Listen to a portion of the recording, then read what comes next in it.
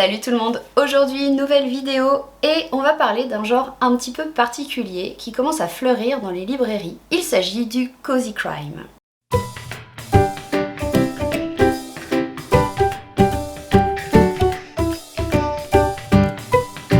Quoi de mieux pour vous parler du cozy crime que de vous présenter Agatha Raisin, la reine de ce genre. Agatha Raisin, je vais pas revenir dessus, j'ai fait une première vidéo, c'était la toute première de ma chaîne d'ailleurs, donc je vous renvoie à ma vidéo. Pourquoi j'ai décidé d'en parler aujourd'hui? Parce que j'ai remarqué que c'était un genre qui prenait de plus en plus de place dans les rayons. Peut-être qu'il y en a certains d'entre vous qui sont un petit peu perdus dans tout ça, donc on va refaire un petit récap. Le cozy crime, pourquoi on appelle ça comme ça? Ça va être un genre policier qui va mettre en scène souvent un détective ou une personne qui n'est pas forcément prévue pour mener des enquêtes. Et cette personne va mener des enquêtes de façon pas forcément très professionnelle. C'est pas son métier à la base. Le héros du cozy crime, il peut être soit détective privé sur le tard, comme Agatha Raisin, ou alors il peut être membre de l'aristocratie, comme Georgina. Il peut être également policier, comme Hamish, mais au final, c'est pas un personnage qui va être porteur d'un charisme monstre dès les premières pages du livre. Lorsqu'on le voit, on va pas se dire « Oh, celui-là, il va résoudre le crime, les mains dans les poches ». Pas du tout. En général, il se passe toujours plein d'aventures dans le livre jusqu'à la résolution du crime. Ça, c'était le premier point.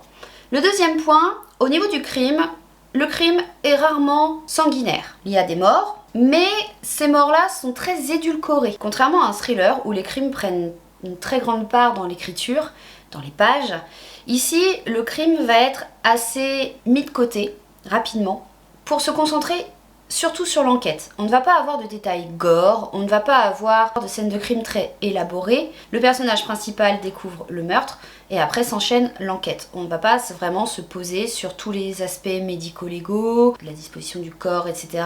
On sait juste les détails de base et c'est tout. C'est d'ailleurs pour ça qu'on va appeler ça un cozy crime, parce que ce sont des enquêtes policières donc qui sortent un petit peu du schéma habituel de police, dans le sens où dans les romans policiers vous avez vraiment un enquêteur chevronné qui prend en charge l'enquête.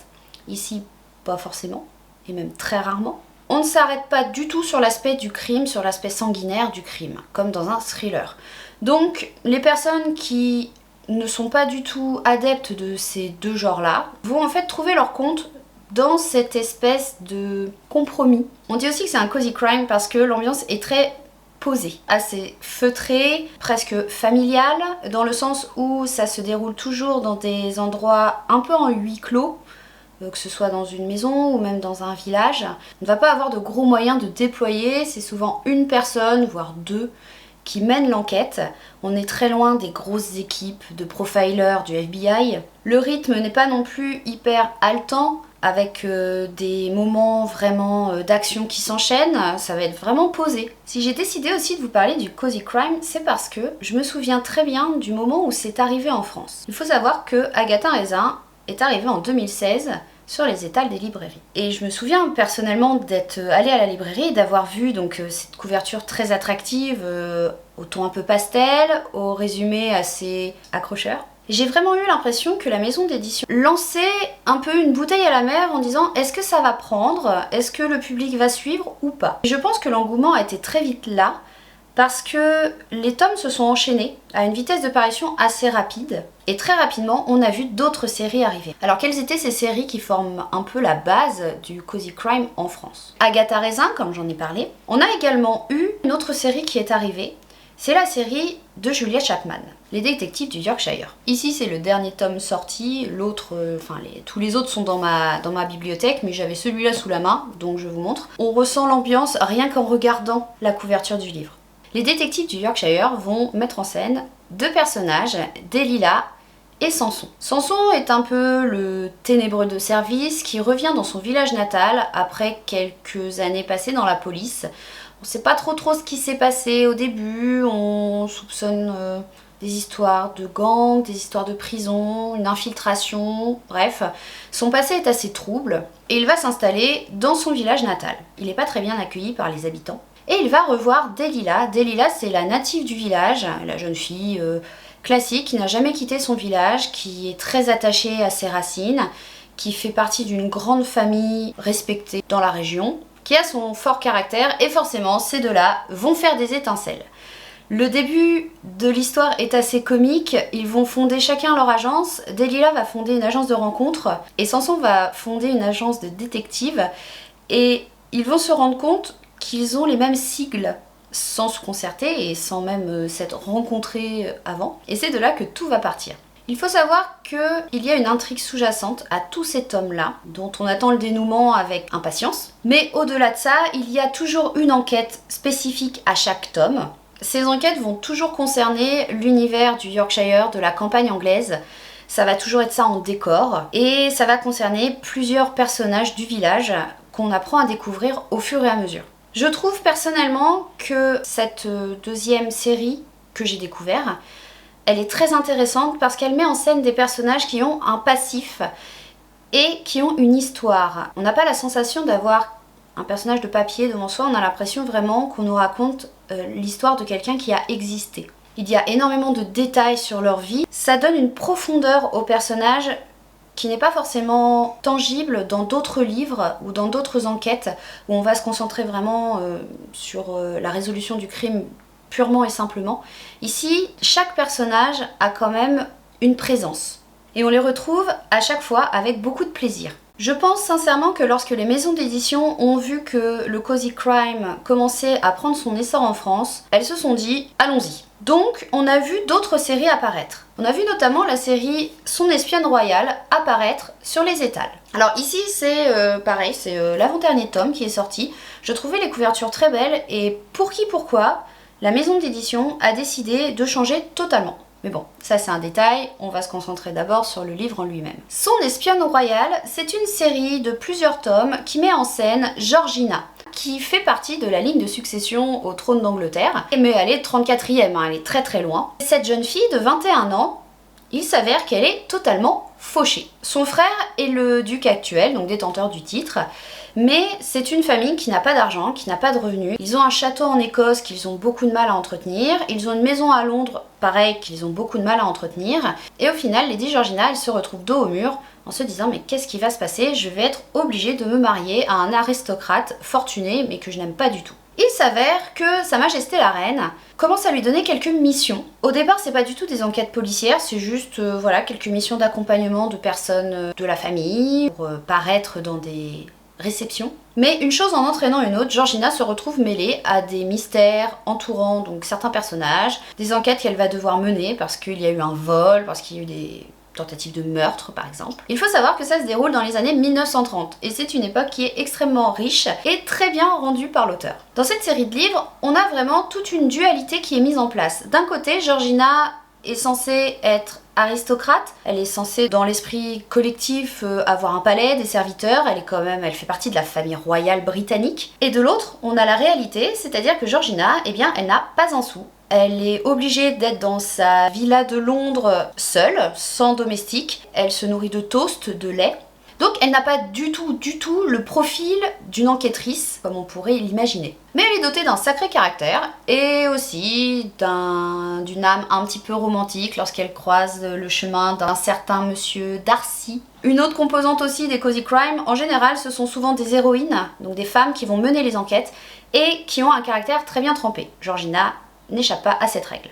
C'est une héroïne qui est extrêmement attachante, elle est d'un côté naïve, mais aussi très très fonceuse. Il va y avoir certaines scènes vraiment hilarantes. Bref, cette série, ça a été une de mes séries coup de cœur parce qu'elle met en scène des personnages qu'on n'a pas l'habitude de voir dans des enquêtes policières. Un univers aussi qu'on n'a pas l'habitude de voir, l'univers aristocratique. Les intrigues sont pas non plus de haut niveau, on est toujours sur le vol d'un bijou ou alors, je vous ai dit, sur la tentative de meurtre d'un héritier potentiel ou des choses comme ça. Voilà, cette série, si vous avez envie de commencer, je vous la conseille à 100%. C'est vraiment un pur moment de détente. La quatrième série, et après je vais m'arrêter là parce qu'en fait ce sont les 4 vraiment premières qui sont apparues. La quatrième série, c'est une série qui a aussi été écrite par l'auteur d'Agatha Raisin, c'est sa deuxième série. Ça met en scène Hamish. Hamish, il est totalement différent d'Agatha Raisin, dans le sens où c'est un policier qui habite dans un petit village d'Écosse, qui n'est pas vraiment efficace, dirons-nous. C'est un policier qui aime bien se la couler douce. qui aime bien fermer les yeux de temps en temps sur les petits trucs de braconnage, voilà, qui est assez arrangeant, qui est assez sympathique dans l'ensemble. Pour être très franche avec vous, c'est pas ma série coup de cœur. J'ai largement préféré les aventures de Georgina. Amish, il a un côté nonchalant que je n'affectionne pas particulièrement. C'est une série qui happe beaucoup moins, enfin moi personnellement ça m'a beaucoup moins stimulé, beaucoup moins happé. Je lis avec plaisir, mais ce ne sont pas vraiment les livres sur lesquels je vais me ruer. Cette nonchalance qui transparaît dans le récit, c'est vraiment, je pense, ce qui m'a un peu rebutée. Et Amish, au final, il n'est pas super attachant, c'est pas un policier qui va être très charismatique. Alors, d'un autre côté, c'est ce qui fait aussi le charme de ce personnage, si on aime. Les enquêtes vont être classiques, vont être beaucoup moins fouillées, je trouve, beaucoup moins accrocheuses. On passe quand même un bon moment, hein. C'est la lecture d'été quand j'ai vraiment envie de me faire un petit cozy crime comme ça, entre deux thrillers. Et à partir de là, ça a été la ruée vers ce genre littéraire. Quand je vous dis la ruée, j'exagère un petit peu, mais je peux vous dire que j'ai assisté vraiment, avec mes nombreuses visites dans ma librairie préférée, j'ai vraiment assisté à l'émergence de ce genre. Dans la librairie au départ, pour trouver les Agatha Raisin, c'était parmi les thrillers dans l'étal, un peu en bout d'étal, vous voyez le truc qui est pas vraiment en tête de gondole. Et maintenant, on a carrément eh bien, un tourniquet, on a un présentoir. Bientôt, je suis quasi sûre qu'on aura un rayon dédié à ça parce que les auteurs s'y mettent tous au fur et à mesure.